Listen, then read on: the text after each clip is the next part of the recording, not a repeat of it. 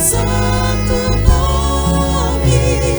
Ele é exaltado, o Rei exaltado no céu. Ele é exaltado, o Rei exaltado no céu. Eu o louvarei.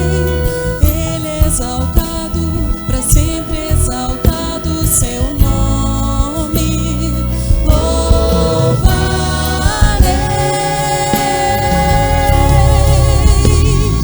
Ele é o Senhor, sua verdade vai sempre reinar.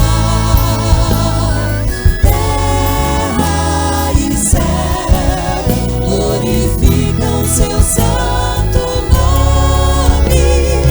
Ele é exaltado, o Rei exaltado no céu. Cante. Ele é o Senhor, Sua verdade vai sempre terra e céu glorificam seu santo nome. Ele é exaltado, o Rei exaltado no céu.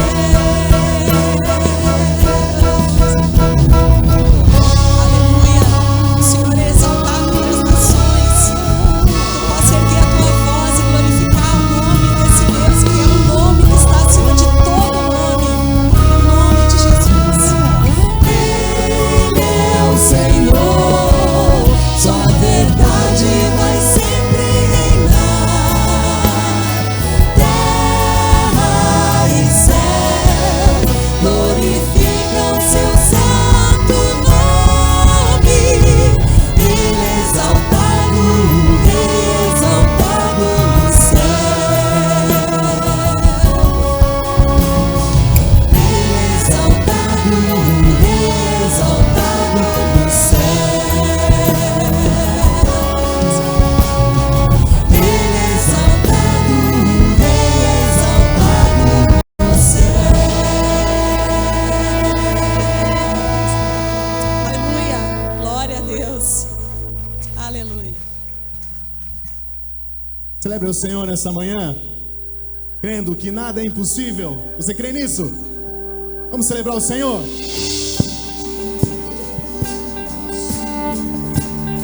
Não há limites, minha força está em ti.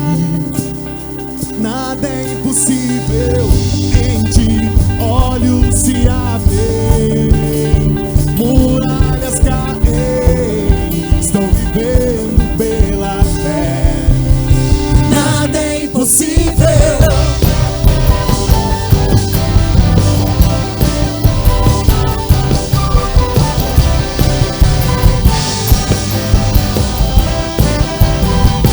Vem com a gente.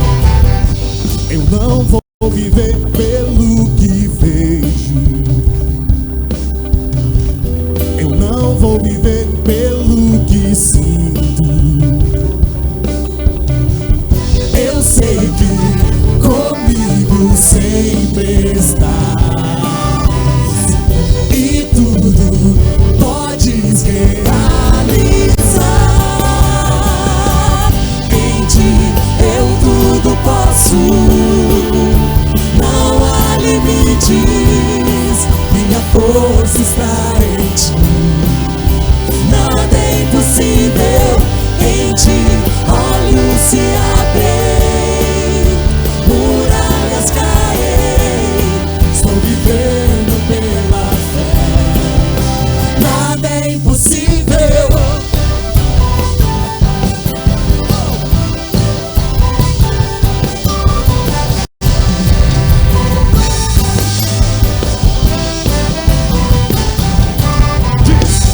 Eu não vou viver pelo que vejo. Eu não vou viver pelo que sinto. Eu sei que comigo sempre estás. E tudo podes realizar. Em ti não há limites, minha força está em ti. Nada é impossível em ti, olhos se abrem, muralhas caem, estou vivendo pela fé. Nada é impossível.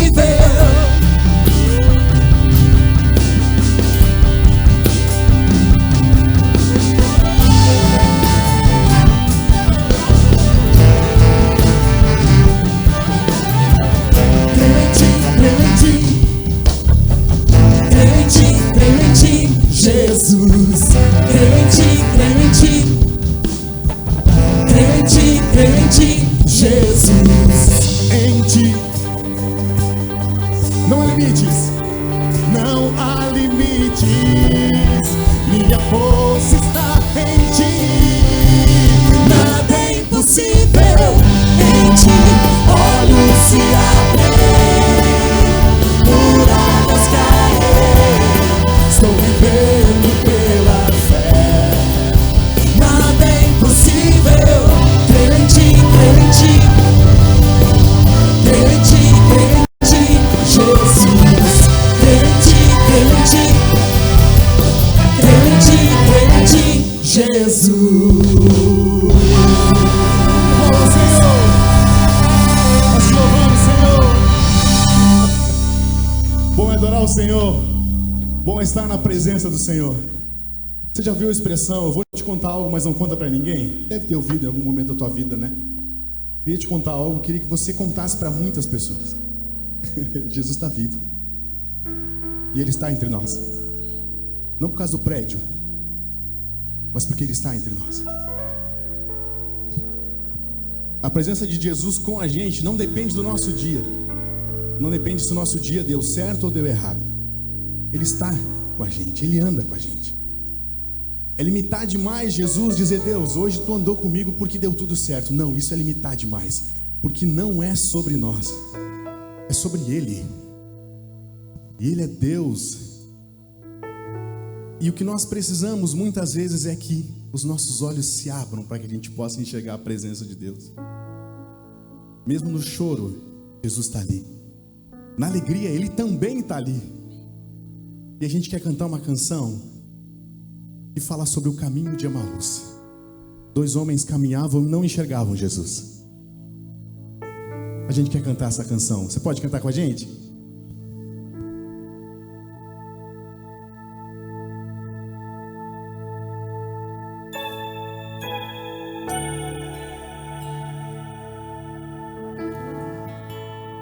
Quem é este que vem nos abraçando?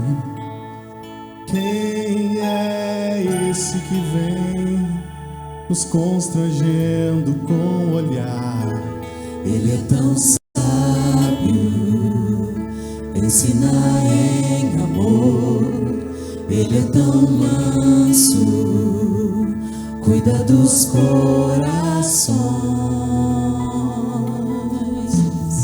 Quem é esse que vem nos abraçando? Quem é esse que vem nos constrangendo com o olhar?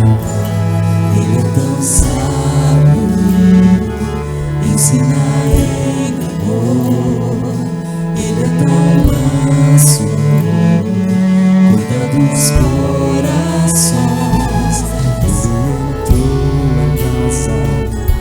Ele está à mesa, Ele nos observa, sabe que o esperamos. E ao partir o pão, os nossos olhos se abrem e reconhecemos quem Tu és. Ao som da Tua voz, os nossos corações queimam de amor, queimam de amor. E ao partir o pão, os nossos olhos se abrem e reconhecemos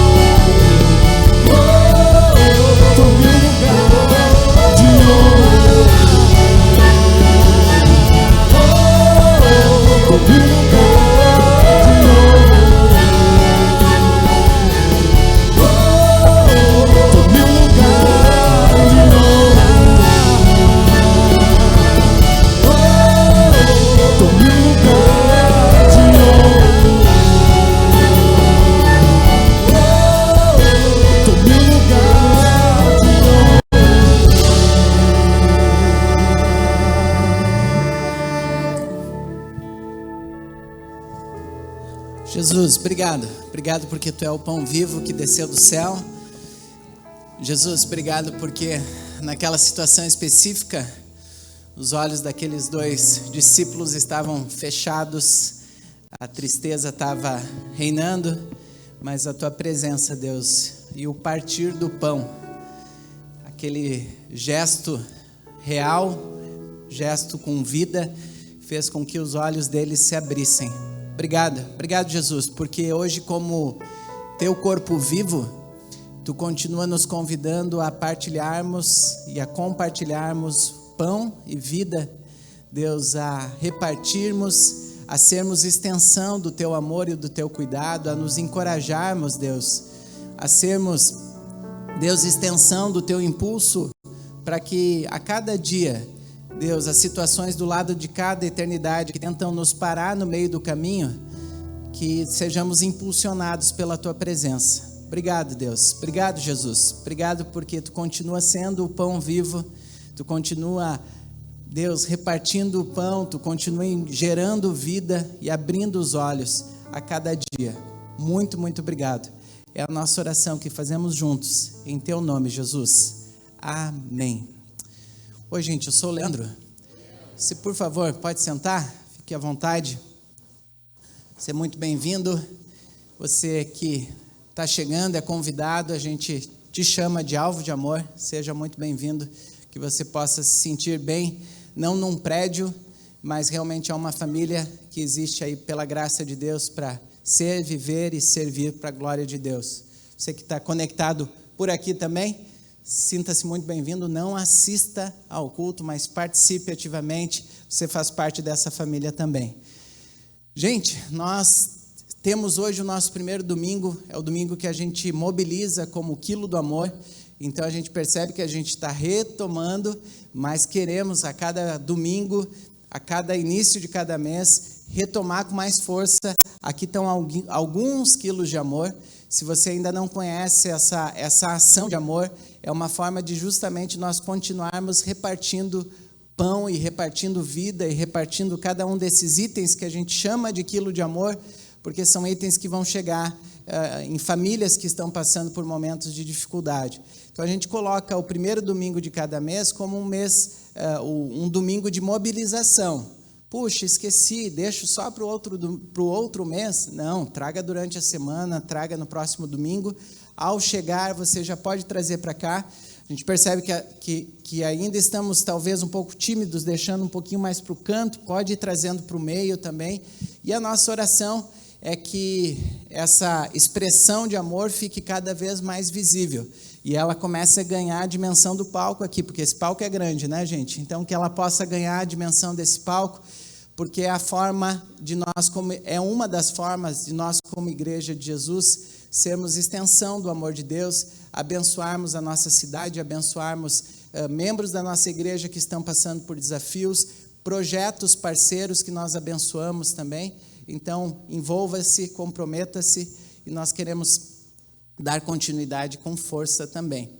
À medida que a gente vai crescendo, a gente vai aprendendo a repartir com alegria, né? Esse é um valor que nós queremos aprender como igreja e praticar realmente como igreja. A compreensão de que nós somos mordomos e não donos. E às vezes isso pode inicialmente dar um certo, não, mas como assim? Mas aí a gente vai descobrindo que ser mordomo é libertador. É reconhecer que tudo vem das mãos de Deus e a gente continua com as mãos abertas para repartir.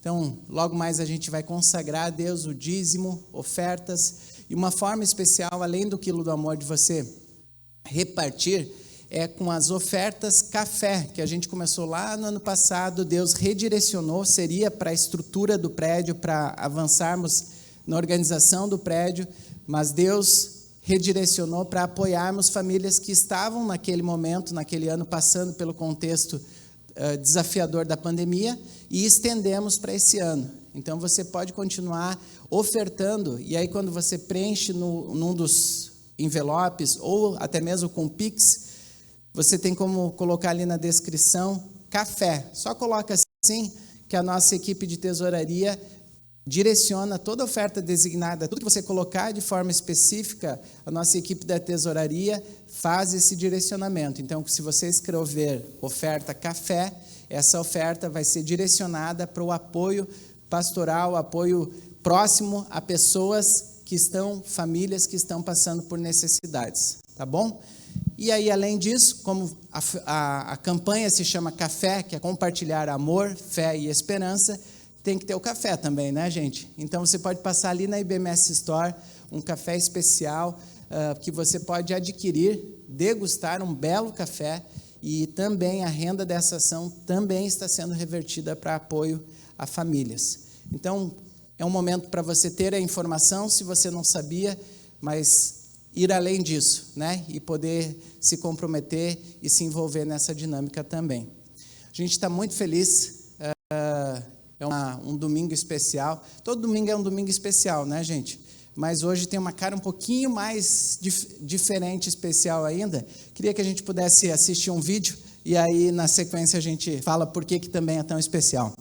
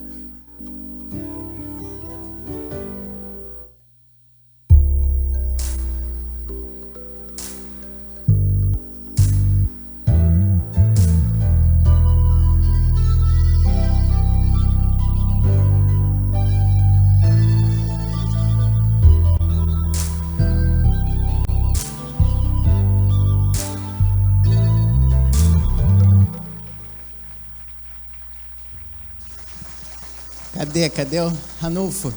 Ranulfo? Onde está? Ranulfo, por favor, vem aqui, cara. A gente quer orar contigo. À medida que o Ranulfo vem.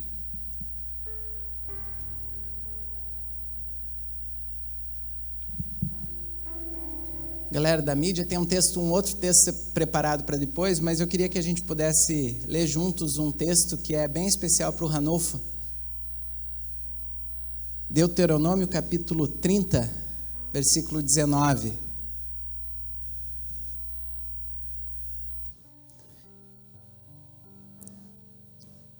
Deuteronômio 30, 19.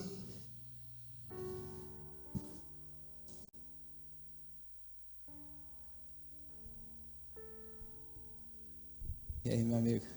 Vem mais perto. Deuteronômio 30, 19, só porque é 50 anos, eu já aumentei o texto bíblico lá para 50 também. A gente brinca às vezes com essa questão dos 50, né? Mas como é bom, Ranulfo, como é bom olhar para frente e ver homens de Deus, que a gente fala, pô, cara, eu quero dar esses passos aí também. A gente olha para a família de vocês e vê uma família onde a restauração acontece de forma autêntica, a cada dia, com os desafios, né, com a vida real acontecendo. Então, obrigado por nos abençoarem. Esse texto, que eu sei que é especial para ti, diz assim: hoje invoco os céus e a terra como testemunhas contra vocês, de que coloquei diante de vocês a vida e a morte, a bênção e a maldição. Agora escolham a vida, para que vocês e os seus filhos vivam. É um texto especial para o teu coração. Eu sei que é um texto que Deus falou no teu caminho de Damasco, né? E obrigado, porque ao fazer essa escolha, não só a tua família tem respirado vida, mas a Igreja de Jesus tem respirado vida. Olhar para a tua história é olhar para uma história linda de restauração, cara. É olhar e falar assim: Deus, obrigado. Olhar para a tua história e olhar para o teu presente. Olhar hoje tu com 50 anos, completando hoje é o dia dos 50 anos, né? E aí a gente viveu histórias aí nesse tempo que tu está servindo junto aqui com a gente, sendo igreja junto com a gente aqui. Então, muitos sorrisos aqui, só aqui de gente que tem histórias contigo e aqui também. Só que aqui não dá para ver o sorriso, porque o pessoal está de máscara. Mas a gente sabe que Deus tem gerado tantas e tantas histórias de vida, Ranulfo. Obrigado porque tu escolheu a vida lá atrás e isso tem repercutido e gerado vida na nossa vida. Sei que a família também quer falar, Rê? Eu posso embalar aqui? Se for falar, preciso passar um álcool aqui nesse microfone. Vamos, eu acho que vai ser especial, sim. Eu só esqueci de pegar ali, só um pouquinho.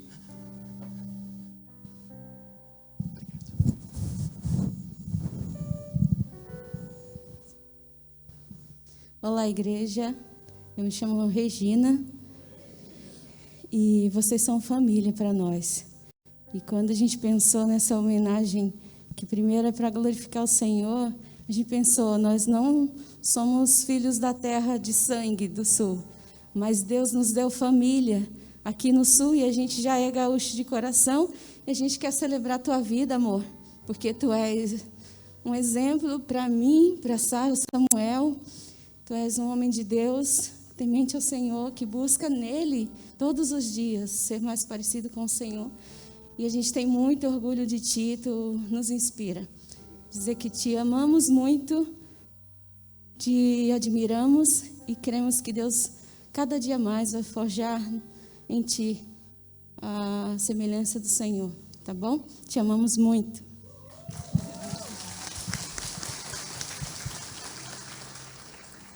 Oi, eu me chamo Sara. Então, né, pai, é muitos 18 anos, né? São muitos anos vivendo contigo.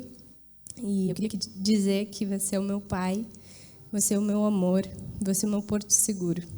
E todos os dias você reflete Jesus e me inspira a crescer nele e a seguir o exemplo que ele deixou aqui pra gente. Então, eu te amo muito.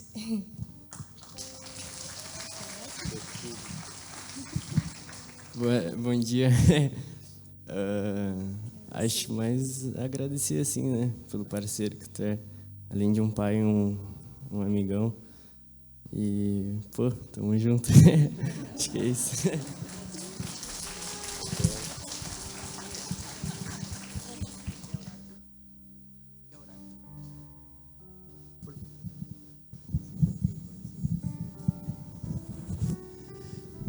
Paizão, obrigado. Tem muita gratidão no nosso coração. Obrigado porque tu gerou vida na vida do Ranulfo. Obrigado porque tu colocou uma bifurcação na frente dele, a ponto dele compreender que ele podia em ti escolher a vida. Obrigado, porque uma decisão em ti não para naquele momento e de lá para cá. Tu tem gerado vida na vida do Ranulfo e isso tem respingado, Deus, na vida do seu núcleo familiar e na vida da nossa igreja como família espiritual. Obrigado por essa linda história de restauração.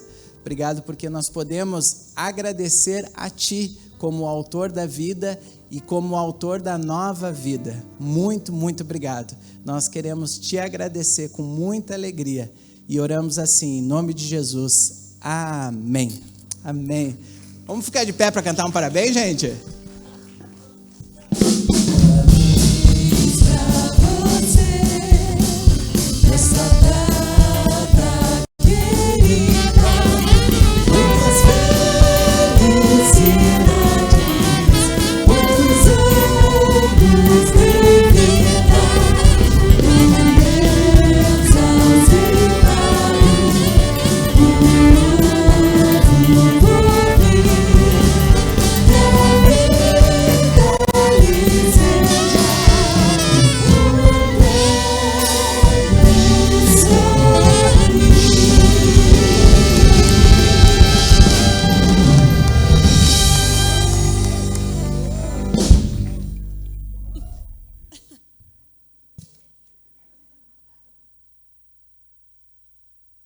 Pode sentar, gente. Gente, o Leandro, ele tá mais esperto, viu? Eu tentei por ele essa semana aí sondar se tinha alguma coisa aí. E ele saiu bem, parabéns, viu? Tem melhorado muito. Ele sabe por que disso, né? Mas, gente, assim, obrigado pelo carinho, como a Regina falou. O Sul tem se tornado para nós a nossa casa, né? Nossa família. O Gaúcho, para mim, é uma resenha louca, assim. Nunca dei tanta risada num lugar como aqui no Sul, me divirto demais aqui. E sou um homem feliz, né? O meu pedido de oração é que Deus me ajude, né? Sempre a aumentar a régua, né? De temor, de ser irrepreensível e de amar, né? Amar mais Jesus ainda do que do começo, né? O segredo da vida com Deus é a gente terminar melhor do que começamos. E essa é a minha oração. Obrigado pelo carinho de vocês. Eu ia tentar fugir disso daqui, mas não teve jeito. Obrigado, eu recebo. É um dia especial para mim, 50 anos. Quem conhece a minha história sabe que eu não tinha probabilidade de viver até os 25, né? Mas foi com 22 anos que eu entreguei o meu coração, minha vida para o Senhor, e lá naquele caminho de Damasco, né? Lá em Bauru, eu digo que se Ele mudasse a minha história por onde eu passasse, eu ia ser uma testemunha viva dEle. Então, obrigado, Tércio, Martinha, que nos ama já há alguns anos, mas pelo acolhimento também de nos confiar também, fazer parte desse time maravilhoso que é essa igreja para a gente. Obrigado, Lê. Valeu.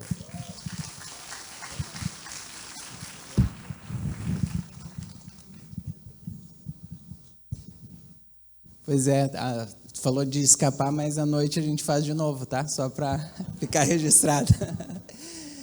E nas palavras do Samuca, né? Tamo junto, viu, meu? Tamo junto.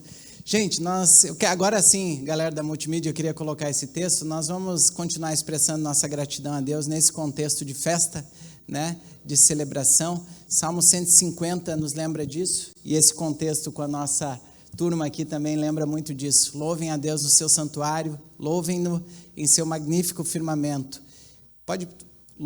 Louvem-no pelos seus feitos poderosos, louvem-no segundo a imensidão de sua grandeza. Louvem-no ao som de trombeta, louvem-no com a lira e a harpa. Tem lira e harpa? Não, né? Mas tem outros instrumentos aqui, ó. Quer ver, ó? Louvem-no com tamborins e danças, louvem-no com instrumentos de cordas e com flautas. Louvem-no com símbolos sonoros, louvem-no com símbolos ressonantes. Tudo o que tem vida, louve o Senhor.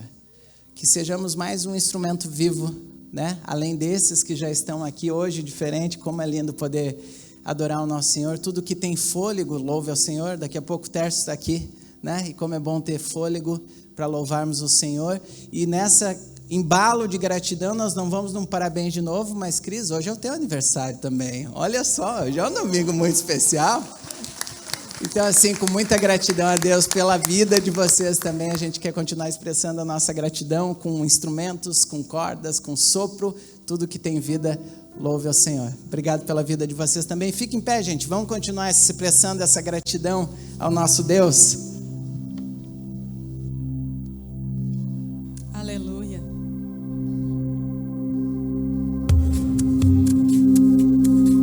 Vamos exaltar, continuar exaltando esse nome. Digno é o Cordeiro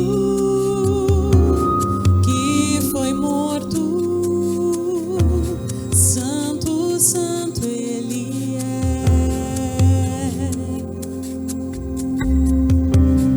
Um novo cântico ao que se assenta sobre o trono dos céus.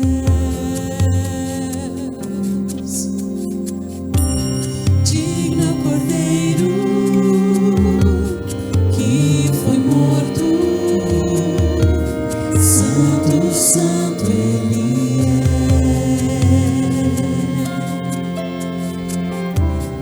Um novo cântico ao que se assenta sobre o trono dos céus.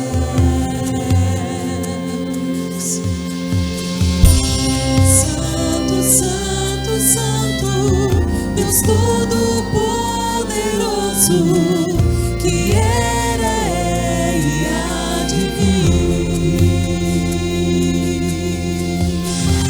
Com a criação eu canto louvores ao Rei dos Reis. És tudo para mim e eu te adorarei.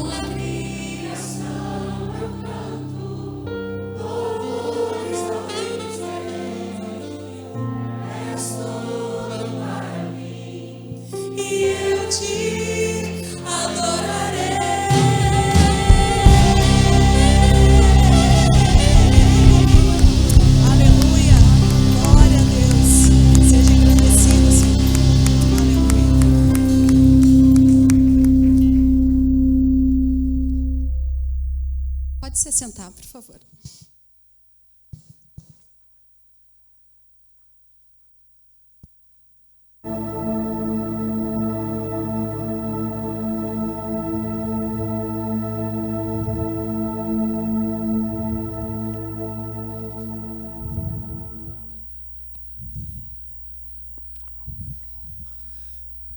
Glória a Deus. Bom dia, eu sou o Tércio. Amém, que bom estarmos de volta. Quero dar a nossa, né, Martinha, palavra aqui de parabéns ao nosso querido Ranulfão. Ranulfo é uma figura, gente. Ranulfo é uma figura. É uma joia preciosa que Deus enviou para nós e que nós amamos de todo o nosso coração. Também Cris, né? Cris já deu aqui uma saidinha já, mas importante é Cris saber do nosso amor e da nossa gratidão a Deus pela vida dela, do Mauro, da família que Deus trouxe para cá. Quero e preciso começar esse tempo agradecendo as orações de cada um de vocês. É uma grande bênção estar aqui. Sem dúvida vou pregar com um certo cuidado, né? Porque estou me restabelecendo e as minhas energias, elas vêm do Senhor, eu sei. Mas eu sei que eu preciso aqui me conter um pouco. Eu vou fazer um grande esforço para tentar me manter parado hoje, né? A igreja toda que está em casa, um grande beijo, obrigado pelas orações, pelo carinho, por todo esse tempo de intercessão pela nossa família, né? E de fato eu me sinto até constrangido, porque o que a gente tem visto ao nosso redor tem sido tão mais desafiador do que o que nós passamos lá em casa. Nós podemos ser tratados em casa, nós podemos ser tratados de casa. Nós tivemos cuidado de uma equipe médica, membros dessa igreja a quem eu sou muito grato. Agradeço de todo o meu coração a cada um dos médicos e médicas que puderam realmente nos cuidar e nos pastorear nesse tempo, não só a mim, mas para aqueles que estão chegando, né? Nós ficamos desde o dia 1º afastado, 1º de junho, primeiramente por uma questão de prevenção, de cuidados aqui internos, por conta de outros que estavam enfrentando o Covid, mas naquela semana já a Laila deu sinais do Covid, a nossa primogênita, depois dia 9 de junho a Martinha, depois a Radassa no dia 12 e no dia 13 começou o meu enfrentamento ao Covid. Graças a Deus, Laila e Radassa passaram bem suave pelo processo, praticamente assintomáticas, mas 2 dias elas já estavam, né, bem, glória a Deus por isso. A Martinha passou por um período um pouco mais desafiador, 4 a 5 dias muito difíceis. Eu nunca tinha visto a Marta, né, em quase 25 anos de casados naquela condição, porque é uma doença que castiga, né? Doença que maltrata, que não tem padrão, né? Você acha que está ficando bom, você tem um declínio de novo, você acha que você vem para o 0, você vem para o -4, é uma coisa estranha, né? E a partir do dia 13, então, mas graças a Deus, 4 dias, 5 dias a Martinha foi se recuperando, ela se recuperou bem, e depois do dia 13 para cá, foi um tempo realmente onde eu passei por algum cenário lá em casa, o mais desafiador de todos. Mas o Senhor foi bom, não porque me curou, porque nos sustentou, né? A gente tem permanecido nele. No meio de tudo isso, não é fácil manter a cabeça saudável. Mas, como disse aqui, nosso cenário ele é bem mais simples do que muitas famílias aqui passaram. Nesse tempo também perdi uma tia, perdi uma prima. E a gente vai lidando com essas perdas tão desafiadoras que você está passando, que o mundo está enfrentando, que nós todos estamos enfrentando. E realmente o que a gente pode dizer hoje nós estamos bem pela graça de Deus. Amém? Amém? Louvado seja o Senhor. Então, vamos bem dizer a Ele, porque tudo vem dEle, tudo é para Ele, bendito seja. Obrigado pelas orações, pelo clamor, pelos vários jeitos de vocês comunicarem esse amor e carinho, recadinhos, orações, comidinha. Foram tantas maneiras constrangedoras, mas reais de Deus nos cuidando. Vou tomar a liberdade hoje de abrir um pouquinho daquilo que é mais íntimo e bastidores coisas que quero fazer como família para vocês, porque somos a família de Deus, somos a família espiritual. Peço de todo o meu coração que vocês não me julguem. E também, se julgar, nós somos pecadores mesmo, né? Eu perdoo você. Né? Às vezes eu julgo também, obrigado. Mas eu peço perdão ao Senhor para que nosso coração se mantenha equalizado com Ele. Dizer coisas do coração, para mim, é uma das coisas mais profundas que tem. A gente não ensaia para dizer, mas sempre que você diz coisas do coração, você corre risco de dizer mais do que você deve, ou menos do que poderia ser explicado, né? Então, você contabiliza tudo isso na conta de Deus, né? Que Ele possa guardar o seu coração. Mas eu queria muito que essa manhã o Senhor pudesse edificar a sua vida por aquilo que eu mesmo e a nossa família tem aprendido. Amém, gente? Que bom demais estarmos juntos aqui. A comunhão, né? O estar com família é algo simplesmente extraordinário. Não posso deixar de agradecer também a equipe pastoral, né?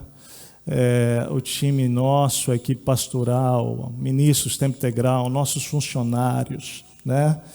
Nossos apoiadores, todos foram incansáveis cuidando desta igreja, que é de Jesus, que é dele, mas que Deus usa pessoas para isso. Agradeço a toda a liderança também que tem servido ao Senhor nas células, nos ministérios, fazendo com que essa igreja possa avançar num dos tempos mais difíceis da nossa história.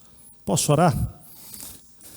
Pai amado, consagramos a Ti mais uma vez nossa vida, e esse tempo que estamos aqui, ele é Teu e ele é para a Tua glória. Recebe nosso louvor, recebe a nossa gratidão, Senhor. Gratidão porque Tu tens estado presente nas nossas lutas e batalhas. Oramos, ó Pai, por tantas famílias que estão enlutadas nesse tempo. Ó Deus, por perdas repentinas, por enfrentamentos que não tiveram o fim que almejávamos. Mas, Senhor, no meio de tudo isso, nós rogamos agora a fé que vem e brota do Senhor mesmo sobre os nossos corações. Para que sejamos nessa manhã renovados pela Tua palavra e pelo Teu Espírito. É a minha oração, Pai, rendido, reconhecendo que sem Ti não podemos fazer nada. Renova o meu corpo, o meu espírito, minha mente, minhas emoções nesse momento. Toma cativo a mente e o coração de cada pessoa nesse lugar, em casa. Ó Deus, oro pela minha mamãe também, renova fisicamente a minha mãe, abençoa meu sogro, minha sogra, tudo para a glória de Deus, todos os nossos amados irmãos em Cristo, em nome de Jesus. Amém. Amém. Minha mãezinha não acordou muito bem hoje. Meu sogro e minha sogra hoje completam 51 anos de casados. Parabéns para vocês, sogrão e sogrinha. Bem, no meio desse tempo, esse um mês praticamente, agora hoje, eu diria que tudo começou ali dia 1º de junho, a mente, a cabeça, a razão, ela tende a ser atacada pelo inimigo. Interessante, né? Porque esse processo de enfrentar situações que revela com mais clareza aquilo que nós já sabemos, que nós não controlamos nada, muitas vezes ela nos leva a conflitos não só inevitáveis, eu diria, mas necessários e importantes de passarmos na nossa própria vida pessoal, na nossa história. A palavra de hoje, ela é fruto de um aprendizado de longos anos. No ano de 2008, o Senhor falou ao meu coração sobre essa grande luta e batalha que vivemos entre querer viver algo que é óbvio para nós como o melhor caminho, aquilo que seria o mais natural, Deus fazer assim, ou ser colocado num cenário onde Deus, Ele simplesmente muda as coisas na tua vida e Ele te tira da dimensão do seguro, do que você controla, do que nós pensamos que controlamos e nos coloca no caminho que lá atrás, em 2008, o Senhor colocou no meu coração, incoerente aos nossos olhos. Lá nasceu uma mensagem em 2008, chamada Incoerência Divina versus o óbvio do homem. Essa batalha, em que você e eu passamos e lidamos. E ao longo desses 12 anos, 2008 para cá, é como se essa verdade ela fosse sendo ampliada dentro do nosso coração lá em casa. Ela fosse ganhando mais raízes dentro de nós, e nós fôssemos compreendendo melhor que a vida, ela é exatamente esse grande drama, onde nós não entendemos a vontade de Deus, nós não compreendemos os caminhos de Deus, nós não conseguimos discernir muito bem a vontade dEle, e nós entramos num grande conflito, porque de fato nós temos traçado na nossa mente a melhor forma, o melhor jeito, o melhor caminho de viver a vida. E essa vontade divina, em comparação àquilo que nós pensamos ou imaginamos como óbvio, torna-se por vezes absolutamente incoerente. Por isso, incoerência divina é entre aspas, porque Deus é coerente em tudo, amém, gente? Deus é perfeito em tudo.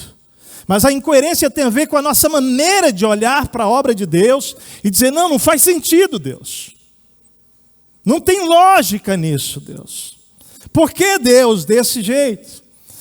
Eu quero então te convidar a conversar sobre esse tema nessa manhã.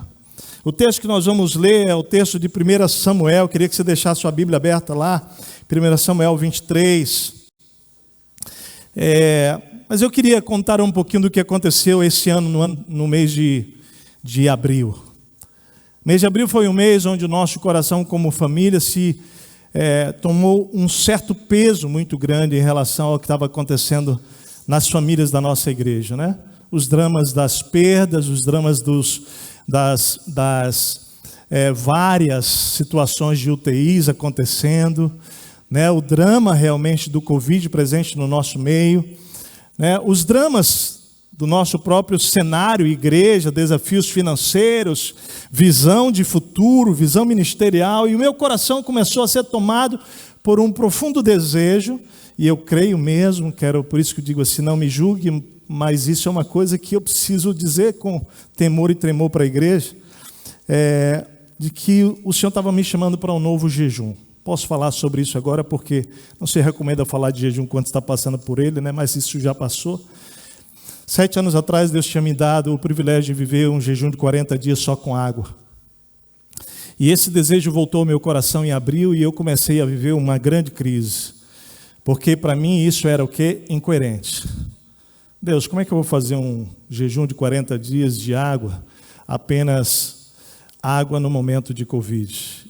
Eu vivei dia 21 de abril, mais precisamente 21 de abril, o Senhor confirmou no meu coração que eu deveria dar esse passo.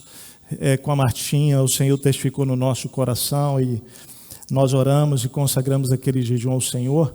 Era um desafio pessoal meu, né? A Martinha me apoiando em oração, as nossas filhas.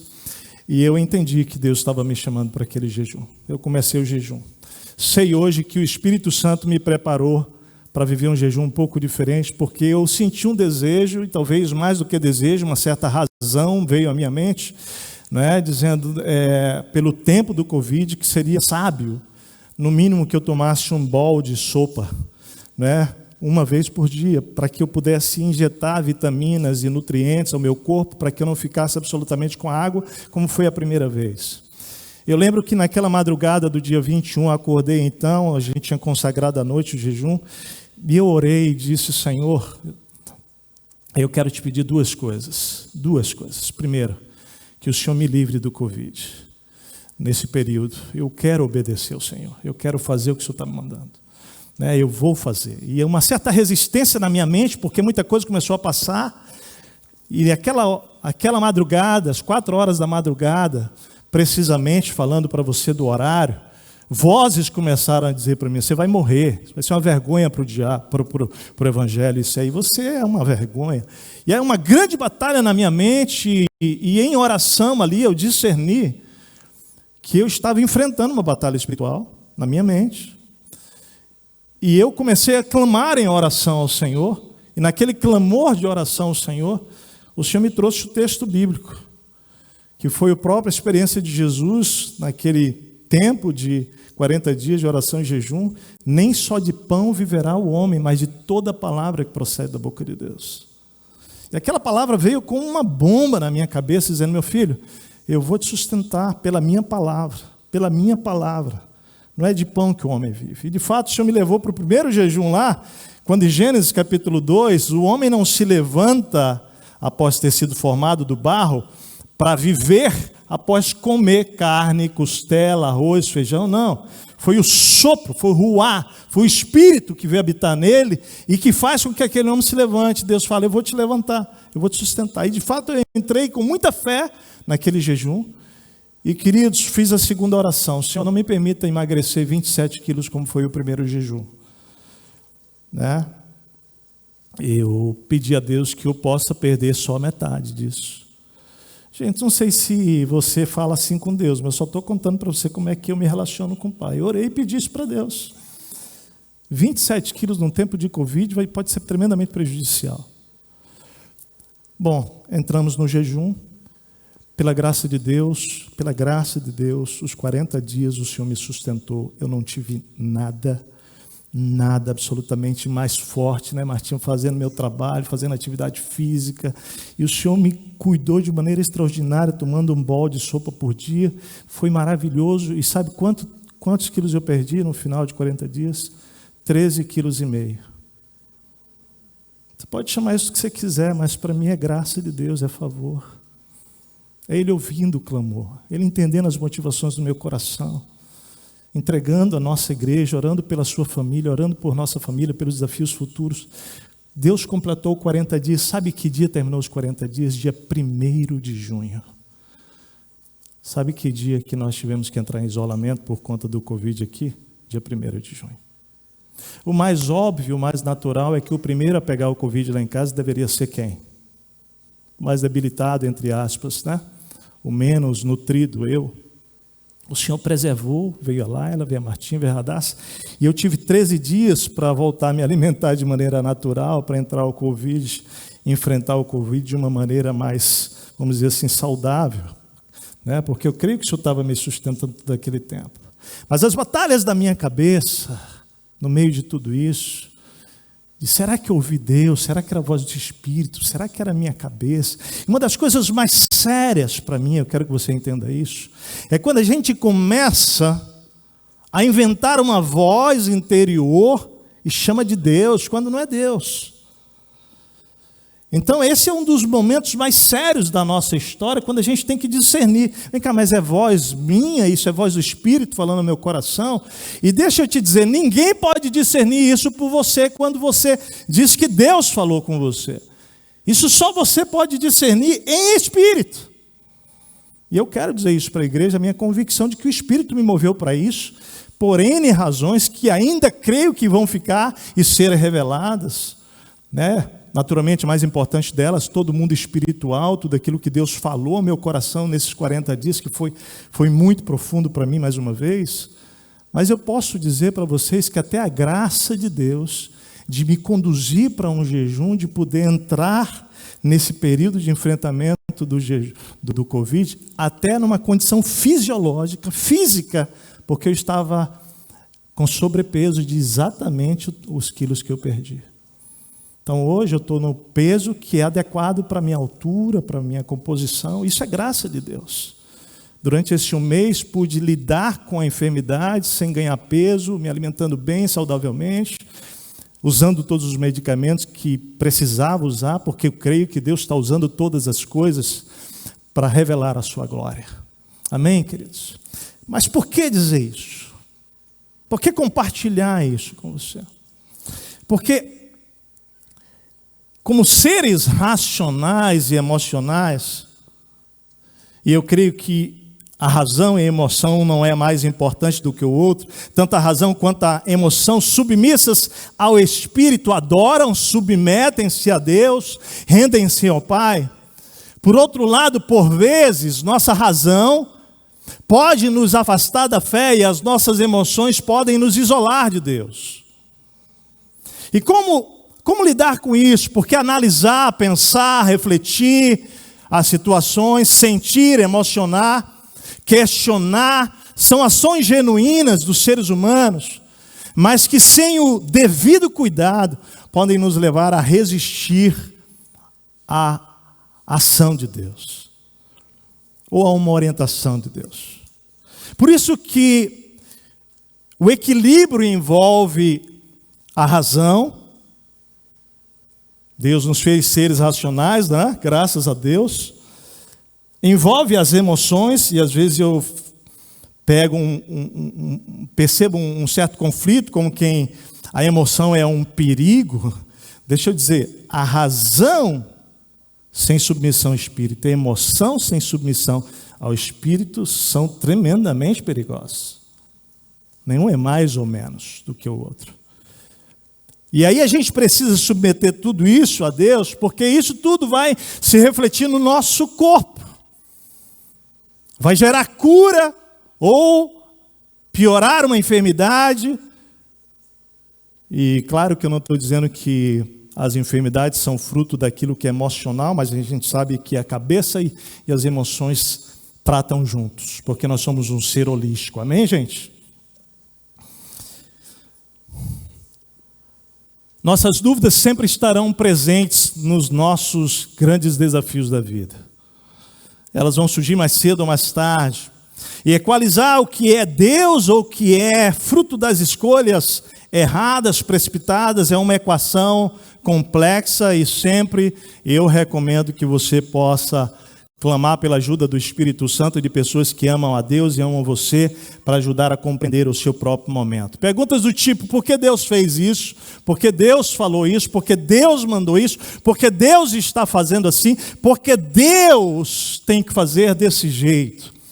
E a nossa resistência é, na verdade, o confronto com a nossa incapacidade de manter o controle que pensamos que temos. E incrivelmente, não raramente, ouça bem o que eu vou dizer, Deus não segue o que parece tão óbvio para você e para mim, tão evidente. O que isso gera em nós? Desapontamento. Não é verdade? Nos desapontamos. Eu me lembro de duas frases que acompanharam a minha vida na fase, eu diria, infantil espiritual da minha jornada com Deus. Essas duas frases eram: desse jeito não vai dar. E a segunda frase era: eu não sonhei com isso. Eu nunca sonhei com isso. Eu usava para tudo. Quando algo dava errado dentro do contexto, por exemplo, do esporte que eu praticava, ou numa amizade que de alguma maneira se desestabilizava, tinha algum tipo de crise, ou na área profissional, ou fosse um sonho que não havia dado muito certo, ou um plano que foi alterado em alguma coisa, essas frases estavam lá sempre presentes, sempre presentes. Desse jeito não vai dar, desse jeito não vai dar, eu nunca sonhei com isso. Eu lembro, já comentei isso aqui recentemente, que no nosso noivado, muito próximo ao casamento, essas frases vieram com força, trouxeram dano para nós no início da nossa história. Eu precisei aprender a lidar com as coisas que saem do controle. E no fundo, querido, a minha crise não era com os outros, com a Martinha, né? A minha crise era com Deus. A minha crise era espiritual. Porque essas frases, elas sempre vinham quando as coisas não aconteciam do jeito que eu queria. E de um outro jeito que Deus entrava na história. E eu não sei com você. Na verdade, por conhecer Deus, eu sei que com você também. Mas Deus, Ele é incrível. Olha só, deixa eu te falar uma coisa. Se tem uma coisa que a gente pode aprender com Deus, e a gente pode aprender na nossa jornada, é que se lá no nosso coração, nós de fato queremos viver a vontade de Deus, queremos fazer a vontade de Deus, o plano de Deus, desejamos agradá-lo, presta atenção.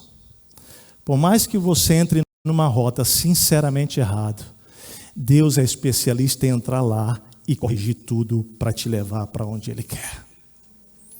Porque a Bíblia diz que um coração quebrantado e contrito Deus não o quê? Despreza. Por outro lado, um coração arrogante soberbo, ele resiste. Então, pensar em viver a vida controlando, dirigindo, gera resistência no coração de Deus. Mas admitir e dizer, Senhor, eu tenho dificuldade de entregar o controle, mas eu quero que tu vivas, que tu dirijas, que tu me controles, que tu me conduzas, é algo extraordinário para Deus. E sempre Deus vai e entra, olha só. Ele entra, ele altera todo o seu plano. Aí você entra em crise. Porque ele altera o negócio, ele mexe, por vezes ele vai e ele percebe que a oração foi sincera, mas que o negócio está muito enraizado, aí algumas coisas ele tem que quebrar, mas ele está quebrando por fora o que precisa ser quebrado por dentro, o que precisa ser ajeitado e colocado no lugar dentro de você. E ele vai fazendo essas coisas. Então nós vamos precisando na jornada com Deus aprender a lidar com esses momentos de frustração, de decepção, de desapontamentos.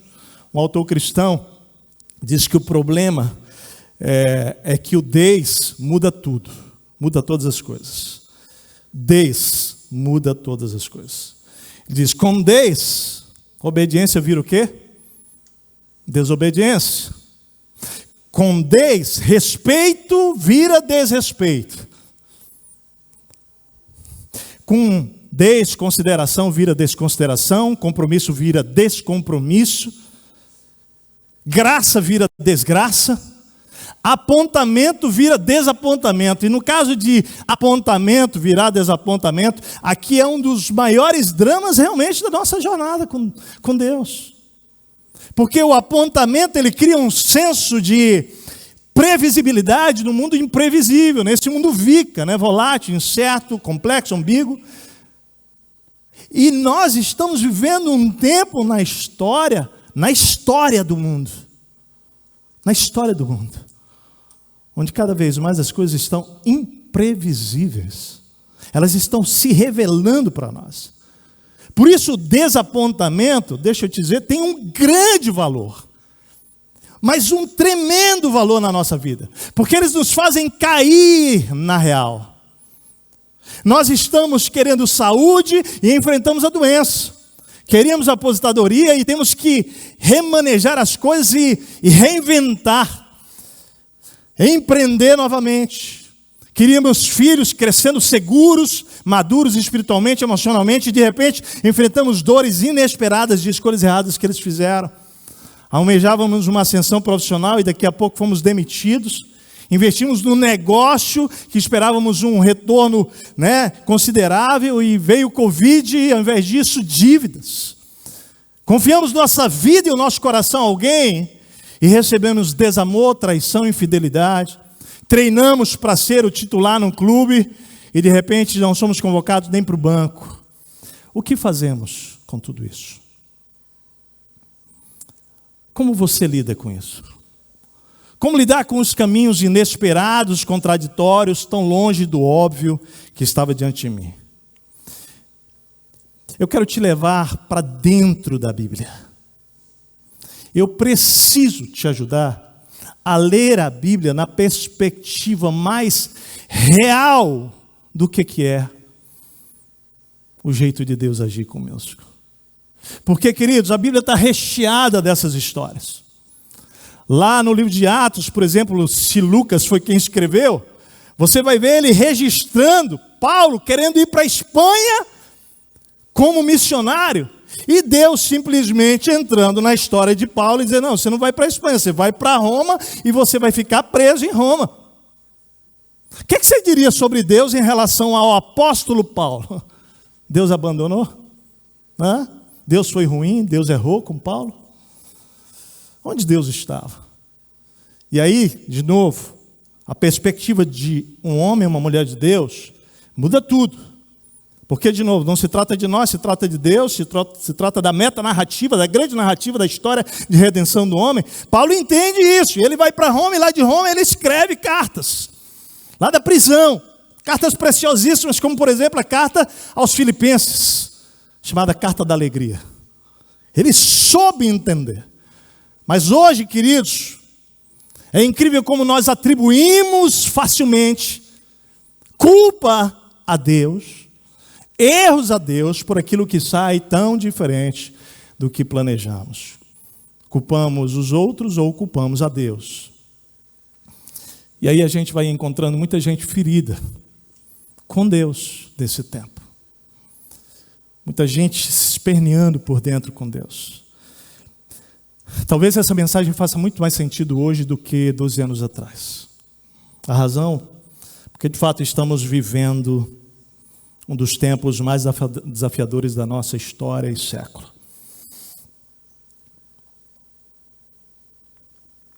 Vocês estão comigo, gente? Todo mundo está junto? Vamos olhar para a Bíblia agora e vamos enxergar esse processo na Escritura. Quero chamar a sua atenção para duas palavras. Mantenha na sua frente: incoerência divina e óbvio do homem. Diz comigo: incoerência divina, óbvio do homem. Essas duas coisas são antagônicas, elas estão em conflitos o tempo inteiro. Definição de incoerente: contraditório. Olha só, há um chamado de Deus hoje para você viver na incoerência divina. Bom, então Deus está me chamando hoje para viver um estilo de vida que não tem lógica, Teste? É isso? Incoerência é contraditório, ilógico, desconexo. Preste bastante atenção em toda a Escritura e comece a checar sua própria vida. Olha para a sua história de vida e você vai perceber que tem coisas que aconteceram na tua história que não faziam o mínimo sentido, mas que a mão soberana de Deus estava governando para salvar você. Mas você talvez preferiria o caminho do óbvio. Talvez você preferiria o lugar seguro da sua zona de conforto. E Deus entrou lá quando você disse: Senhor, eu quero a tua vontade, e Ele está fazendo algo ilógico para você. Mas deixa eu te dizer, soberanamente perfeito. O óbvio é o estilo de vida onde eu quero andar pelo que é evidente, claro, patente, manifesto, perceptível, notório.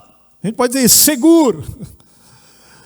Quero te convidar a olhar para a tensão na vida de Saul e na vida de Davi.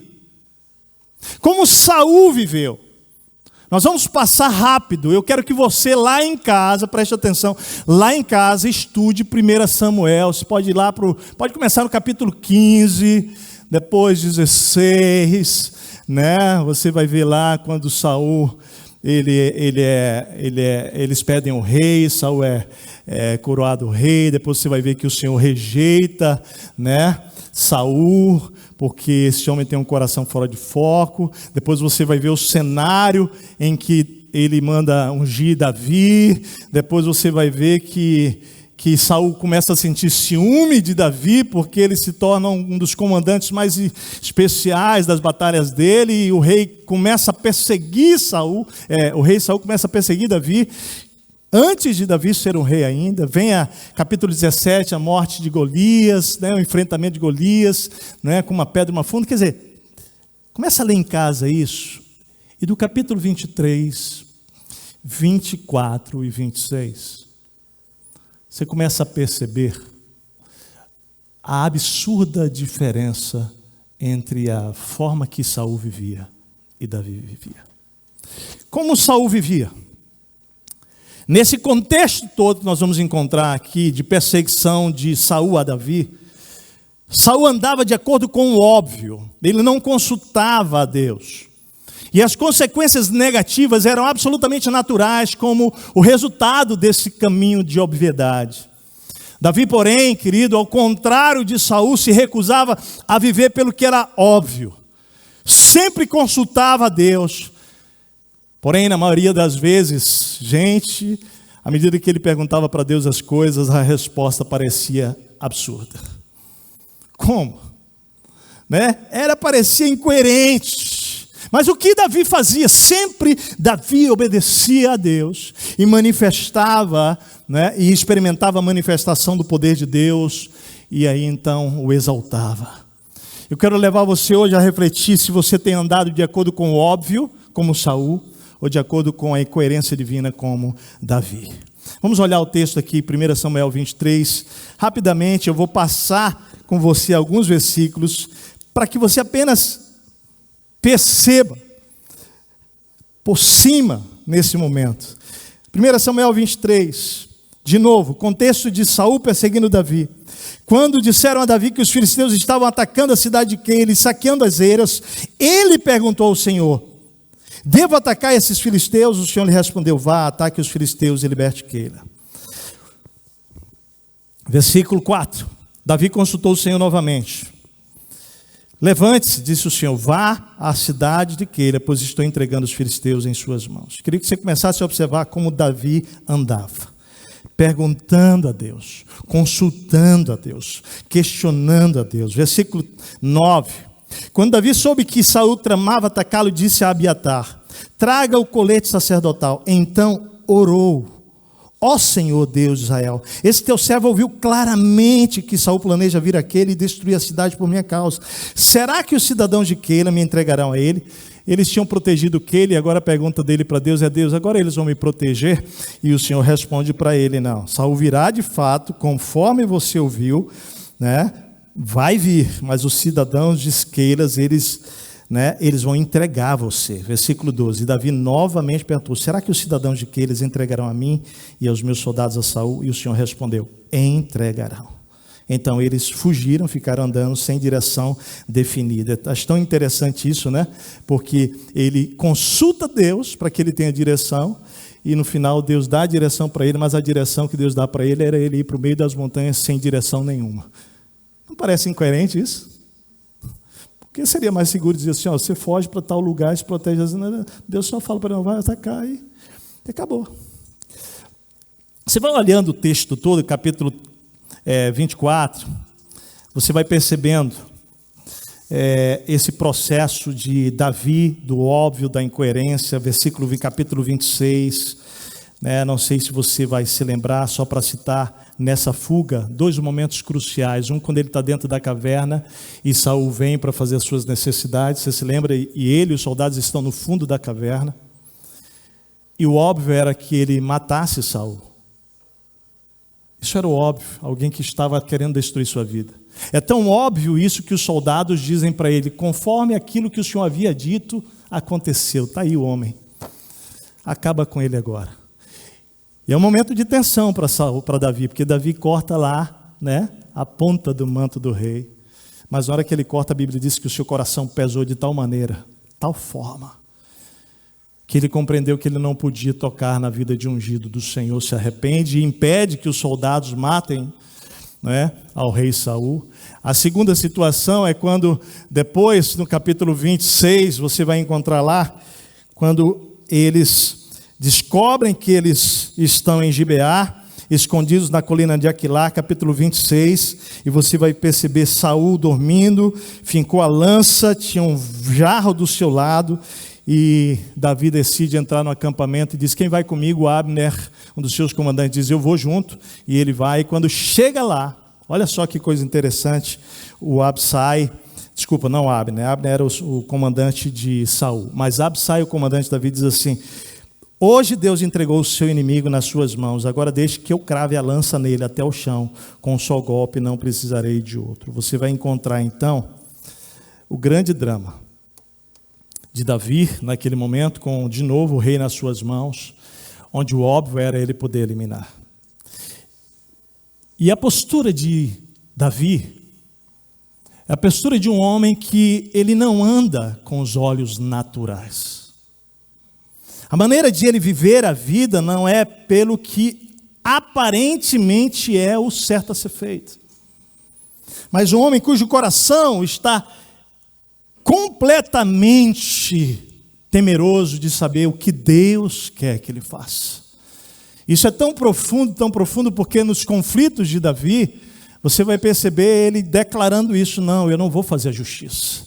Não, o Senhor fará justiça. Não, o Senhor é quem vai fazer por mim. Não, o Senhor já separou o dia para a morte dele. O Senhor está com isso na mão. Havia um temor no coração dele. Mas quando você olha para o texto, e você vai encontrar lá no capítulo 23 em diante, vem comigo, você vê o conflito da obviedade nos soldados de Davi. Lá no versículo 3, os soldados de Davi lhe responderam, capítulo 23, versículo 3 de 1 Samuel, quando ele disse que, quando o Senhor lhe responde que os filisteus, que eles deveriam atacar os filisteus e libertar aqueles, os soldados de Davi, com medo, muito medo dos filisteus, eles disseram, Senhor, se nós formos enfrentar os filisteus, nós vamos morrer. Isso era o óbvio. E a palavra dos soldados para Davi é esse. Não vamos não, porque o óbvio é que vai ser uma grande destruição. No capítulo 23, versículos 7 e 8, é interessante você ver Saul, lidando com o óbvio, quando foi dito a Saul que Davi tinha, versículo 7, 1 Samuel 23, 7, que Davi tinha ido àquele e ele disse, Deus o entregou nas minhas mãos. Pois Davi se aprisionou a entrar numa cidade com portas e trancas, e Saul convocou todo o seu exército para a batalha, para irem àquele e cercarem Davi e os homens que o seguiam. Na mente do rei Saul, quando Davi vai para um lugar que é completamente protegido, ele raciocina de maneira lógica. Bom, Deus entregou Davi para mim. E ele então se mobiliza para matar Davi, sem qualquer tipo de consulta ao Senhor, sem qualquer tipo de pergunta ao Senhor. No capítulo 23 ainda, lá no versículo 19, 20, 21, você vai ver de novo ele dizendo, o Senhor os abençoe, falando para os seus soldados, por terem compaixão de mim, vão e façam mais preparativos, descubram onde Davi geralmente vai e quem o tem visto ali, dizem que ele é muito astuto, descubram todos os esconderijos dele e voltem aqui com informações exatas. Então eu irei com vocês, se ele estiver na região, eu procurarei entre todos os clãs de Judá. Você vai ver o rei Saul de novo, buscando coisas concretas, óbvias, para que ele pudesse matar Davi sem qualquer tipo de consulta ao Senhor. No capítulo 23, último versículo, ele recebe a notícia que os filisteus estavam invadindo Israel, ele interrompe a perseguição a Davi, e no capítulo 24, você vai encontrar de novo Saul, quando volta da luta contra os filisteus, e os soldados lhe dizem que ele estava no deserto de En-Gedi. Então Saul tomou 3.000 homens e seus melhores soldados de novo, e partiu à procura de Davi e seus homens perto dos rochedos dos bodes selvagens. Se você ler o capítulo 24, você vai ver quando Davi revela que estava dentro da caverna e que não o matou. Olha só que detalhe interessante. Saul entra numa grande crise. A crise de Saul está no versículo, escrito no versículo 17 em diante do capítulo 24. Ele diz assim, ó. Deixa eu ler o 16. Tendo Davi falado todas essas palavras, dizendo, eu podia ter te matado, não te matei, mas o Senhor faz a justiça sobre você. Falou todas essas coisas para o rei. Tendo Davi falado todas essas palavras, Saul perguntou, é você, meu filho Davi? E chorou em alta voz. Você é mais justo do que eu, disse a Davi. Você me tratou bem, mas eu o tratei mal. Você acabou de mostrar o bem que me tem feito. O Senhor me entregou em suas mãos, mas você, Davi, não me matou. Quando? Olha a pergunta de Saul. Óbvia, uma pergunta óbvia. Quando um homem encontra o inimigo e o deixa ir sem fazer-lhe mal? Uma pergunta óbvia, né? De quem anda pelo óbvio. Olha aqui para mim, então. Saul vivendo pelo óbvio, ou Davi vivendo pela incoerência divina? Estuda isso com calma em casa. Quero te trazer algumas situações da história bíblica para você entender. Primeira delas, Golias afrontando o povo de Deus. Homem experimentado em guerra, Golias. O óbvio, 1 Samuel 17, tá? O óbvio qual é? Precisa ser um homem treinado, valente, de guerra, experimentado para enfrentar Golias e ter alguma possibilidade de vencê-lo, não garantia. Isso não é óbvio? Qual é a incoerência de Deus?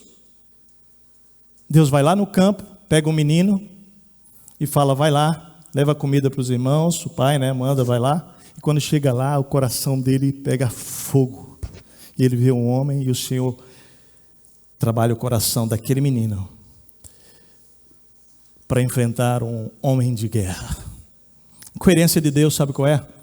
Deus convoca e usa um jovem que não era um homem de guerra, sem armadura e espada, para vencer Golias, usando uma pedrinha e uma funda. Qual é a lição disso? Falando sobre incoerência e sobre o óbvio de Deus. A lição é que Deus revela que o seu poder está acima de toda e qualquer experiência humana. Segunda situação, conquista de Jericó e as muralhas. Eu queria que você fosse enxergando a Bíblia pela lente da incoerência divina. Conquista de Jericó e suas muralhas, Josué capítulo 5, óbvio do homem, não dá para entrar. O povo tinha que conquistar a terra prometida por Jericó e era impossível por causa das muralhas. Não havia possibilidade de entrar pelas muralhas, a não ser que eles tivessem um arsenal de bombas e eles pudessem destruir com aquelas bombas. Isso é óbvio, certo, gente? Qual é a incoerência de Deus? Deus chama Josué e fala, Josué, vou te dar estratégia para a gente vencer. Quando eu leio a Bíblia, não tem jeito. Eu me assento como se eu estivesse lá na história. Eu fico imaginando o Senhor falando com Josué, como se estivesse falando para mim. Josué, faz assim. Reúne todo o exército, manda por 7 dias dar voltas em torno da cidade. Uma volta no primeiro dia, segundo, terceiro, quarto, quinto, sexto, sétimo dia, vai dar 7 voltas. E vocês vão então mandar tocar as trombetas, e aí vocês vão mandar todo mundo soltar um grito extraordinário, o maior grito da vida deles. Tenta imaginar Josué ouvindo isso. Sim, Deus, e aí? Faz isso, e aí vai cair todas aquelas muralhas. Vai cair? Você está falando vai cair? Deixa eu te fazer a pergunta óbvia. Você iria? Consegue entender? Que o óbvio é, isso é ridículo. Isso é loucura. Só que Deus não caminha na solução natural dos problemas da sua vida, meu amado. Se você quer viver só na dimensão daquilo que é óbvio, você vai deixar de conhecer Deus. Os caras fizeram, as muralhas caíram, está lá a história, a gente foi lá pessoalmente e viu o negócio lá. Claro, não viu aquilo, viu depois de tantos séculos, foram reconstruídos. Coisa mais linda. Terceira situação. O que Deus quer ensinar, com essa situação? Deus revela que o seu poder está acima de qualquer estrutura e estratégia humana. Terceira situação, o povo tinha que sair do Egito para ir para a terra prometida, Êxodo 13, 17 e 18. O óbvio do homem é, vai Deus, leva a gente pelo caminho mais perto, o caminho que levaria 15 dias, e Deus decide, escolhe, aí vem a incoerência, levar o povo pelo caminho mais distante, que de cara tinha um mar vermelho para que eles pudessem atravessar. Algo intransponível. E aí? Deus revela que os caminhos dele não são o quê? Os nossos caminhos. E que quando você está no caminho que ele está levando você, não tem obstáculo intransponível, que se for preciso ele abrir o mar vermelho e te fazer passar por terra seca, ele fará. Incoerência. Quarta situação, mais de 2 milhões de pessoas caminhando 40 anos pelo deserto. Essa é a situação. Êxodo 13, 20, 22, Deuteronômio 29, 3 a 6. O óbvio, vão morrer 40 anos no deserto, caminhando, de calor, de fome, de frio, de algum animal, de alguma fera, de sede, de cansaço, vão morrer. A incoerência de Deus é que Deus conduz aquele povo, tirando água da rocha, transformando água amarga em doce, sustentando com o maná, sustentando com codornizes, e o texto bíblico vai dizendo que Deus os guiava com uma coluna de fogo à noite para aquecê-los, iluminá-los, de dia com uma coluna de nuvem para protegê-los do sol, e o Senhor ia cuidando. A Bíblia afirma que nem sequer as sandálias dos pés deles se envelheceram, e nenhuma das suas vestes se rasgaram. Eu chamo isso, sabe de quê? Incoerência divina. Os que não entraram na terra prometida, queridos, eles morreram por causa da desobediência, que embora tenham visto muitos milagres, murmuraram e não creram para possuir a terra. A lição nesse cenário é que Deus revela que o seu poder contraria o tempo, é capaz de prover toda a necessidade humana de fome, sede, frio, calor, proteção, abrigo, vestuário, através e do jeito que Ele quiser. Quinta situação, escolha de um rei para Israel. Olha só, 1 Samuel 16, o óbvio do homem. Samuel olha para Eliabe, o cara era bonito, o cara era alto, mais forte, guerreiro, e pensa, é ele. Isso é o óbvio. E aí passa aquela fila dos filhos, né, de Jessé, Deus falando, não, passa um, passa outro, não é. E aí fala, está lá no campo, era Davi, um menino, ruivo, jovem. Chega então Davi. A incoerência divina é que Deus, Ele escolhe o filho mais novo, que é pastor de ovelhas, que está no campo, sem experiência alguma. Claro, matando leão, urso, Deus estava treinando todo o tempo, né? Mas de guerra não. Qual é a lição? Deus revela que os seus olhos enxergam mais fundo do que a visão humana, enxerga o coração. Por isso Ele disse para Samuel sobre Eliabe, não considere a sua aparência e nem a sua altura, eu o rejeitei. O homem vê o exterior, mas Deus vê o coração.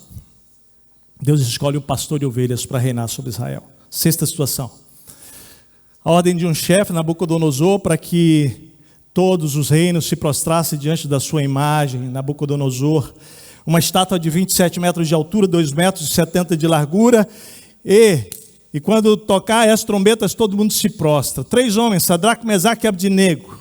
Esses homens eram administradores da província de Babilônia, homens fiéis a Deus. O óbvio do homem, quando você está diante de uma situação, que você pode perder a sua função, os seus recursos, tudo que você tem, e até a vida, porque quem não se dobrasse seria jogado na fornalha. Sabe qual é? A multidão é grande, nem vão perceber a gente se ajoelhar. Ajoelha, a gente mantém o cargo e a vida. Mas a incoerência divina no coração de homens e mulheres de Deus diz assim, não. Se preciso perder o cargo e a vida, a gente faz. E eles não se dobraram diante de Sadraque, diante de Nabucodonosor, da imagem. Foram levados à fornalha, você conhece a história, que foi aquecida 7 vezes mais, até quem lançou, morreu. E de repente os 3 estão dentro da fornalha e aparece um 4º homem. Era o próprio Senhor com eles. O texto diz, quando eles saem de lá, nem cheiro de fumaça tinha neles. Eu chamo isso de incoerência. Para mim é incoerência, para você, mas para Deus, deixa eu te falar, incoerência só é incoerência para nós, para Deus é natural.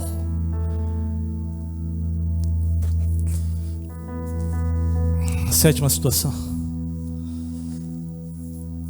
a promessa do Messias que viria para libertar o povo de Israel. Não podia deixar de colocar isso aqui, né? O Messias vem. Todo Israel aguarda o dia do Messias voltar ainda. Porque o óbvio para o povo de Israel, para o judeu, ainda é um salvador político. Ainda é alguém que vai entrar em Jerusalém cheio de pompa, montado num cavalo de puro sangue, de uma família nobre. Só que o Messias vem. A incoerência de Deus, cujos olhos ainda não se abriram para muitos, é que ele já veio de uma família sem pedigree. nasce numa manjedoura, numa estribaria, e no meio daquele cenário, ele vive mais com os pecadores e os doentes do que com os líderes religiosos, mais fora do templo do que no templo. Um nó na cabeça dos líderes. Está óbvio que ele não é o Messias, senão estaria lá. Mas Deus é incoerente. Eu tenho uma pergunta para fazer nesse momento final. São tantas aparentes incoerências, certo, gente? Que a gente viu aqui, né? Tem uma relação aqui que eu podia te dar. Uma relação mesmo. 1, 2, 3, 4, 5, 6, 7, 8, 9, 10, 11. Pelo menos mais 13 itens que eu não vou falar. Das aparentes incoerências de Deus. Mas a pergunta que fica, sabe qual é?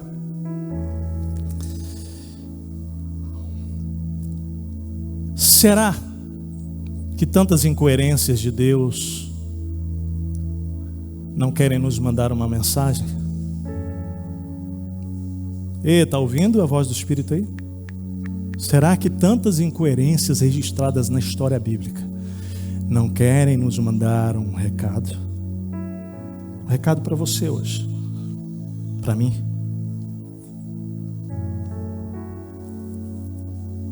Qual é a lição de Deus? Primeiro, guarda isso. A incoerência de Deus é um convite ao exercício da fé e da dependência. Guarda isso no teu coração.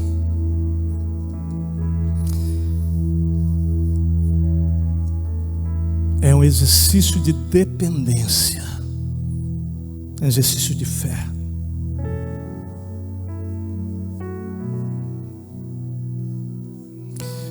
Você acha que Deus está preocupado com a minha saúde física? Com a sua saúde física? Ele é um pai que Ele nos ama, Ele cuida de nós. Mas deixa eu te dizer uma coisa, todo esse tempo eu clamei a Deus para que Deus pudesse curar toda a nossa família, como tenho orado para Deus curar todo mundo que está passando por esse cenário. Mas deixa eu te dizer, até se você teve medo de morrer, eu tive batalhas na minha mente, tremendas. Como é que a Martinha ficaria se o Senhor me chamasse agora, Senhor, Lalá, Radassa, como seria? E gente, de novo, o gigante está mais aqui, porque a minha condição era bem melhor do que muita gente passou aqui. Mas como a mente da gente pode nos pegar e pode falar coisas de você. Eu lembro da madrugada do meu 12º dia. Foi o pior dia. Aquele dia eu tinha passado de prostração. Pior dia, prostrado mesmo. Eu não conseguia levantar. Corpo doendo o tempo inteiro. Cabeça parecia que tinha uma agulha que entrava assim, que eu nunca senti aquilo na vida. Febre, que até então estava 37, 38. Naquela noite, às 11 horas, ela chegou e foi aumentando, e passamos a noite em claro. Eu gemia, Martinha não dormiu do meu lado, me assistindo, tentando ali. Aquela noite, eu disse, amanhã eu ligo para nossos médicos, quero ser internado. Eu não sei não, a sensação ali, aquela sensação daquela noite era que a morte estava chegando perto. Então aí a cabeça na madrugada começava a pensar, Deus, a Marta, as meninas, Senhor, tudo isso. Deixa eu te dizer, a questão não era se eu seria curado, a questão era aqui dentro. A incoerência de Deus é um convite à dependência. Eu fiz uma declaração aquela noite. Ninguém, Senhor, ninguém cuidará melhor do que o Senhor da Marta e das meninas. Ninguém. Quem sou eu? Me perdoa, Senhor. Eu estou pronto. Falei isso para ele, eu estou pronto. Cuida delas. Da igreja, certeza que Ele é o cabeça e Ele cuida. É Ele quem cuida, sempre cuidou. Tem a ver com a gente.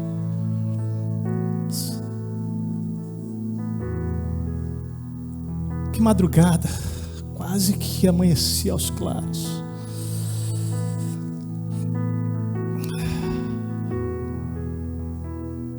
Sabe, queridos, nesses processos onde as coisas saem do nosso controle,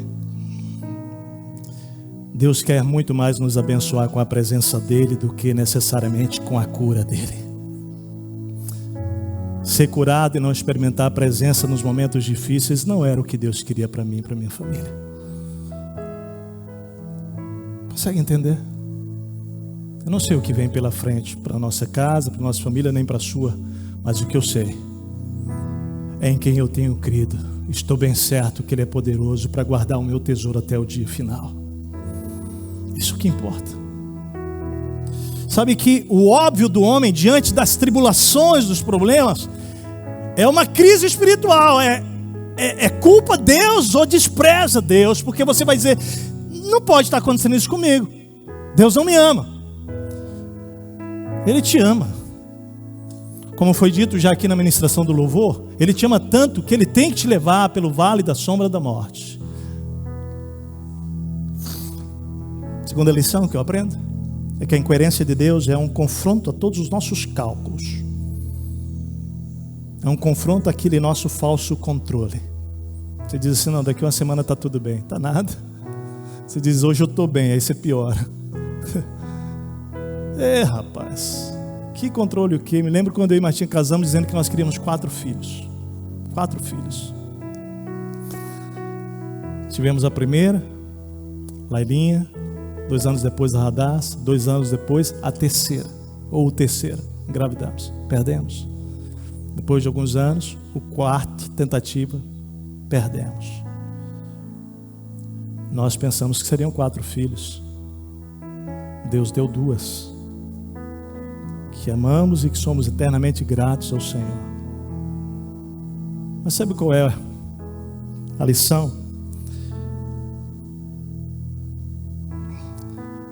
Que na verdade nós somos confrontados o tempo inteiro com o fato de que nós planejamos, organizamos, pensamos e o Senhor vem e puff, quebra tudo.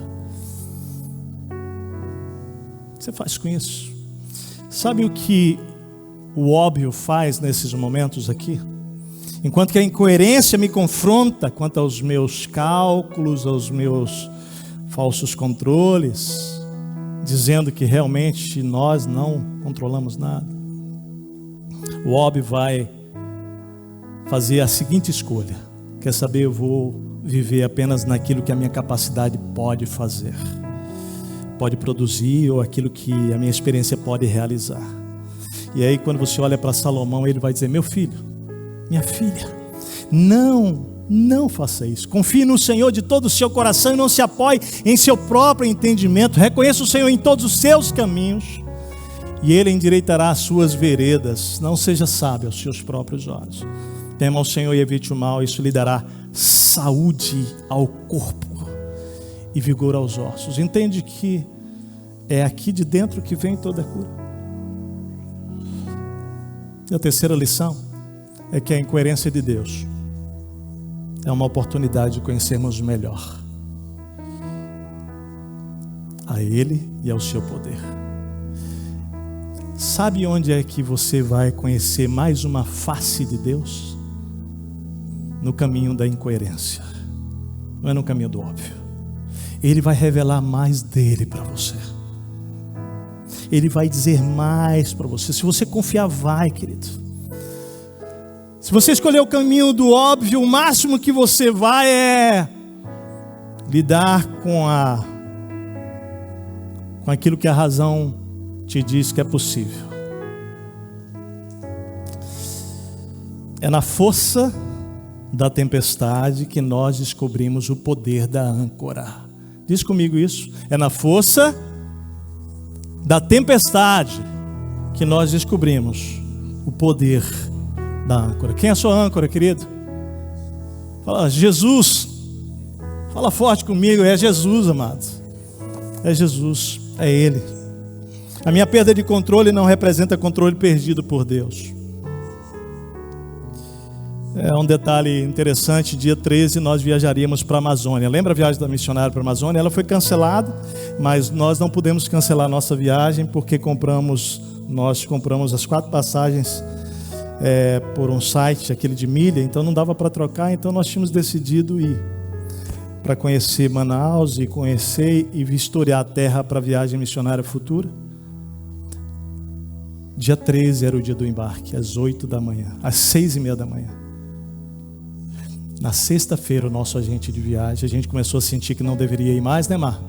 Não deveria ir mais. Isso já antes de começar o Covid lá em casa, a gente já estava com esse incômodo. E aí começou o Covid, a gente começou a tentar, e o nosso agente de viagem ligou na sexta-feira dizendo que conseguiu mudar a passagem. Eu ainda não estava com Covid, o Covid chegou no domingo, no dia que embarcaria para a Amazônia. Eu chamo isso graça e favor de Deus, porque eu poderia estar na Amazônia passando por todo esse período do Covid, lá.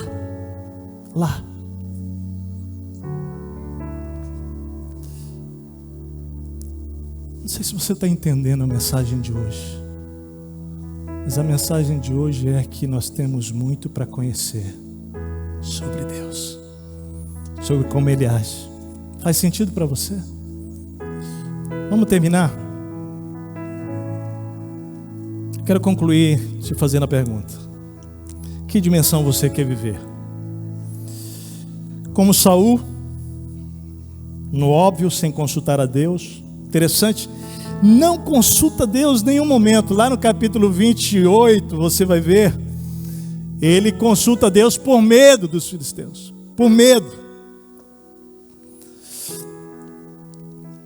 Ele que já havia expulsado os médiuns, ele que já havia expulsado os adivinhos do meio da nação de Israel, por medo, a Bíblia diz que quando ele soube que os filisteus estavam vindo atacar, ele pediu para que descobrissem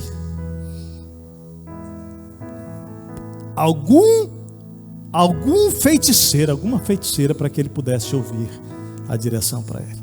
O texto bíblico diz assim, olha só que interessante: quando Saul viu o acampamento filisteu, teve medo, ficou apavorado. Ele consultou o Senhor, mas este não lhe respondeu nem por sonho, nem por urim, nem por profetas. Então Saul disse aos seus auxiliares: procura uma mulher que invoca espíritos para que eu a consulte. E eles disseram: existe uma na cidade de Endor. Deixa eu te dizer uma coisa, isso aqui é um desastre. Isso aqui é o desastre de alguém que não sabe esperar a resposta de Deus. É alguém que consulta Deus, mas cujo coração não acredita que Deus vem ao seu socorro, então vai buscar a sua própria solução. Davi mantém a sua constância, dependência em Deus. Perfeito não, nós sabemos a história dele, o que torna mais profundo ainda, né? Mas ele vai se surpreendendo o tempo todo com o jeito incoerente e extraordinário de Deus agir. Então, 2 vidas, 2 destinos. Saul, orgulho e morte, fruto de andar pelo óbvio. Davi, humildade e vida, por andar na incoerência divina. Sua vida pessoal, seu casamento, sua família, sua vida profissional, sua saúde, sua empresa, seu ministério, sua carreira. Deus está te chamando hoje para você escolher viver pela incoerência divina. Você pode fechar os seus olhos?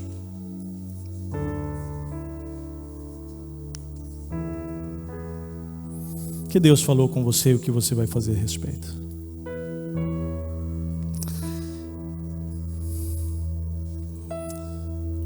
Amado Deus, nós rendidos a Ti, nos prostramos agora,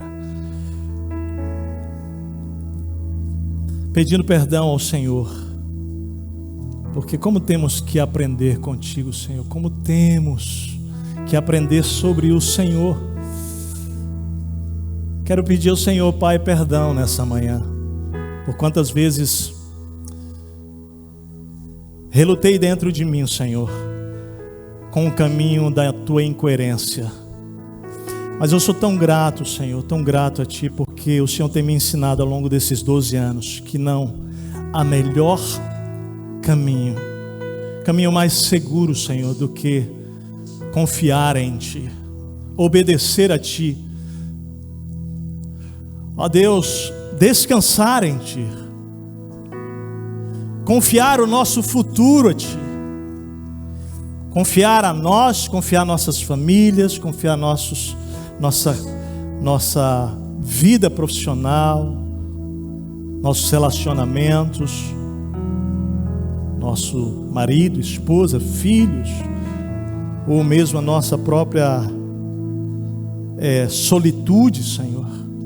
Nós estamos aqui nessa manhã e o que o Teu Espírito falou a nós, Pai, é que existe um caminho mais nobre do que o do óbvio. Aquilo que é tão incoerente aos meus olhos é tão maravilhoso e perfeito, porque é o Senhor quem conduz. Nós não queremos andar no caminho do óbvio, nós queremos caminhar no Teu caminho, por mais incoerente que seja aos nossos olhos. Faz isso, Pai, para o louvor da Tua glória. Amém. Deixa eu dizer para você uma coisa nesse momento final. Hoje é dia de decisão para você. Aí dentro nessa cadeira da frente tem essa ficha, integração. Ela é a porta de entrada para nós ajudarmos você. A porta pela qual você entra é Jesus. Não é um cartão, é Jesus. É a vida com Ele. E daqui você pode seguir. Aí tem uma decisão: eu quero entregar a minha vida a Jesus, eu quero ser batizado. Você que veio de outra igreja, de outra cidade, está aqui conhecendo a nossa igreja, à medida que Deus está te falando, aí também tem uma opção para você. Nós queremos ajudar você a caminhar. Eu quero terminar te lembrando daquelas 2 frases do início. Lembra? As minhas 2 frases da fase infantil espiritual. Quando eu digo isso, é sabendo que eu estou no caminho da minha jornada de crescimento, não quem chegou lá. Eu decidi, ao longo da história da minha vida, mudar essas 2 frases. Ao invés de desse jeito, não vai dar. Aquilo que sai dos meus lábios hoje é: tenho certeza que Deus está fazendo algo surpreendente do jeito dele. Amém? Que tal? Você crê nisso? Você pode sair daqui hoje dizendo isso, ao invés de murmurar: desse jeito não dá mais. Se eu creio que o Senhor Deus está fazendo algo surpreendente do teu jeito. E a segunda frase, ao invés de dizer: eu nunca sonhei com isso, eu decidi dizer: Deus, o Senhor sempre sonha mais alto do que eu. E isso é o que importa. E aí eu digo sempre para Ele isso: então eu quero viver todos os teus sonhos. Os teus sonhos. Amém? O que Deus falou com você, o que você vai fazer a respeito. Adora ao Senhor. Fica em pé. Adora ao Senhor. Responde para Ele, para a glória dEle.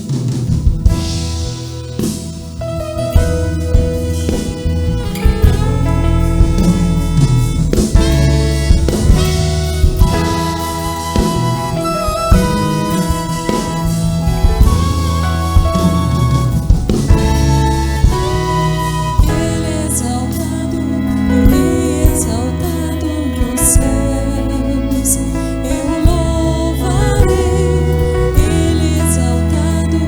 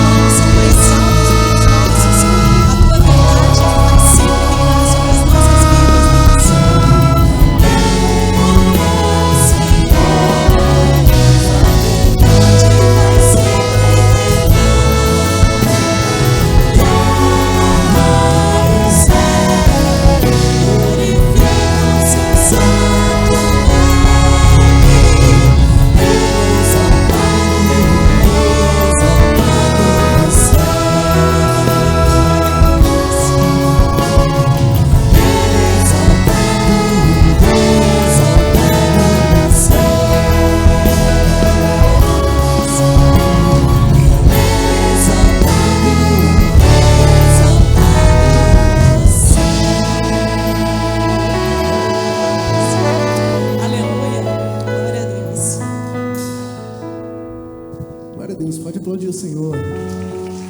Amém? Ele é digno de toda honra, toda glória, todo louvor, Ele é exaltado. Sua verdade vai sempre reinar. Glória a Deus, Tércio, pela tua vida, pela palavra que trouxe aos nossos corações. Eu sempre falo para essa turma aqui que a gente possa sair daqui remoendo essas palavras, né?